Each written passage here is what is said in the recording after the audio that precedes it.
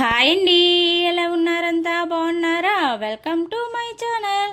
నేను రసం పొడి చేస్తానండి. రసం పొడి ఎలా చేస్తాను, రసం ఎలా తయారు చేసుకుందాం చూపిస్తాను.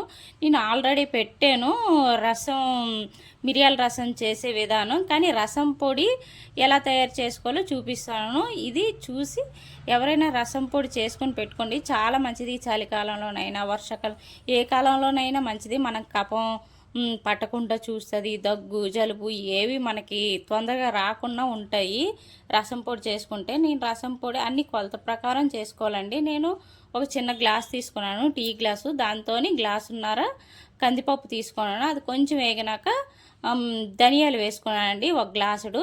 కొన్ని ఒక 5-6 మెంతులు కూడా వేసుకుంటే బాగా ఫ్లేవర్ బాగుంటుందండి చారుది. ఇలాగా ఈ ధనియాలను కందిపప్పు చూసారా, ఈ కలరు మారినంత వరకు వేగినాక ఇందులోనే మనం ఒక గ్లాసుడు జీలకర్ర కూడా వేసుకుందాం. జీలకర్ర సలవ చేస్తుంది ఒంటికి, చాలా మంచిదండి.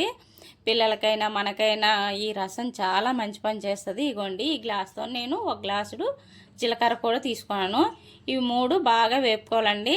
కందిపప్పు ధనియాలు బాగా వేగాలండి, అప్పుడు బాగుంటుంది రసం అనేది.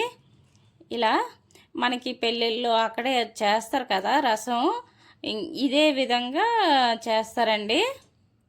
ఇలా మొత్తం ఇవన్నీ 3 బాగా వేగాయి కదా. ఇందులోనూ నేను ఒక గ్లాసుడు తీసుకొని, కానీ గ్లాసుడు సగం మిరియాలు తీసుకుంటానండి. మిరియాలే దీంట్లోకి, ఇంకా కారం అది ఏమి ఉండదు, మిరియాల కారమే. అందుకని నేను చెప్తున్నాను కదా. ఇగోండి మిరియాలు గ్లాస్ సగము, మళ్ళీ గ్లాస్ నుండి వేస్తే కారం ఎక్కువవుతుంది. గ్లాస్ సగం తీసుకోండి. ఇలాగ కొలత ప్రకారం తీసుకొని చేసుకుంటే మనకి ఎన్ని రోజులు కావాలని చూసుకొని చేసుకుంటే ఒక 10 రోజుల వరకు చేసుకుంటే బాగుంటుంది. మరి ఎక్కువ రోజులు అయితే బాగోదు. 10 రోజులకు ఒకసారి ఇలా చేసి పెట్టుకొని మనకి ఎప్పుడు కావాలంటే అప్పుడు చేసుకోవచ్చు. రసం ఎలా చేసుకుంటా అంటే, చింతపండు మనకి ఎంత కావాలో అంత చింతపండు నానబెట్టుకొని అందులోనే ఒక టమాటా పండు బాగా మెత్తగా పిసికి, టమాటా పండు ఉడికించుకొని పిసుక్కున్నా పర్లేదు, లేకపోతే మామూలు పచ్చిది పిసికేసుకున్నా పర్లేదు. ఇగోండి, ఇవన్నీ వేగిపోయినాయి కదా. ఒక కంచంలోనేసి చల్లారి పెట్టుకుంటాను నేను. ఫ్యాన్ కింద పెట్టాను. ఇగోండి చల్లగా అయిపోయినాయి. ఇప్పుడు మనం మిక్సీ పట్టుకుందాం. ఇవి మిక్సీ జార్లో వేసుకొని మెత్తని పొడిగా చేసేసుకుందాం. ఇది మనకి తొందరగా దగ్గులయ్యి పిల్లల కాళ్ళకి మనకి వస్తున్నాయి అనుకుంటున్నారు కదా. ఇలా చేసి చూసి పెట్టండి. వేడి అన్నంలో కొంచెం పప్పు అన్నం లాగా అలా చేసుకుంటాం కదా, అప్పుడు ఈ రసం వేసి పెడితే చాలా బాగుంటుందండి. పిల్లలు కూడా ఇష్టంగా తింటారు. ఇగోండి, ఇలా మెత్తగా పౌడర్లా తీసుకొని ఒక ఎందులోకైనా డబ్బాలోకి ఎందులోకైనా పెట్టుకొని దీన్ని మనం రసం చేసుకున్నప్పుడల్లా మనకి ఎంత కావాలో అంత తీసేసుకుంటే చాలండి. చాలా ఈజీగా అయిపోతుందండి తొందరగా. చారైతే ఎవరైనా చుట్టాలు వచ్చినప్పుడు అయినా ఏదైనా మనకి హడావడిగా ఏదైనా చేయాలనుకునేటప్పుడు ఇలా రసం పెట్టేసుకోవచ్చు.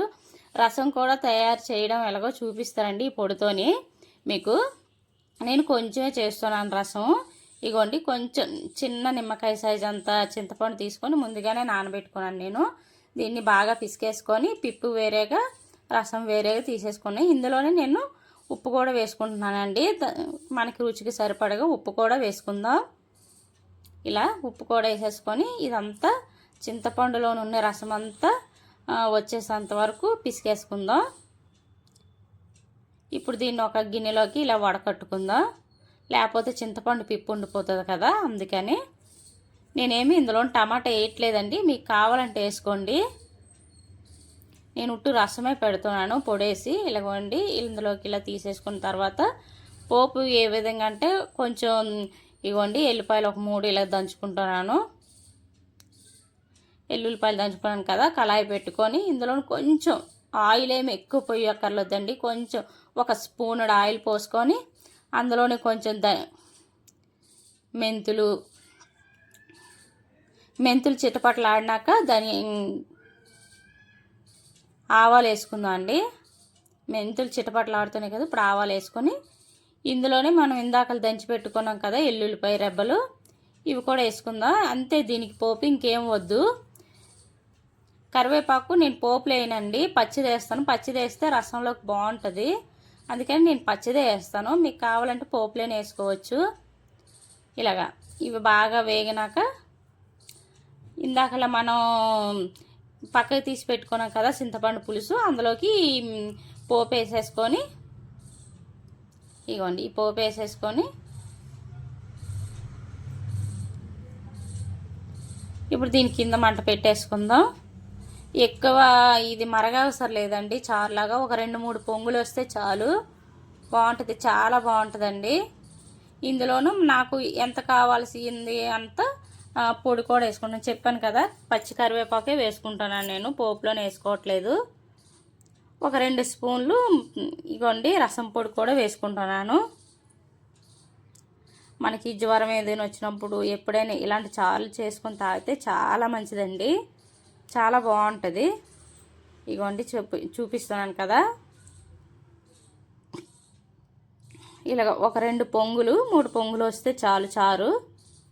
ఇందులోనే లాస్ట్ కొంచెం కరివేపాకు వేసుకొని, కరివేపాకు కాదు, దాని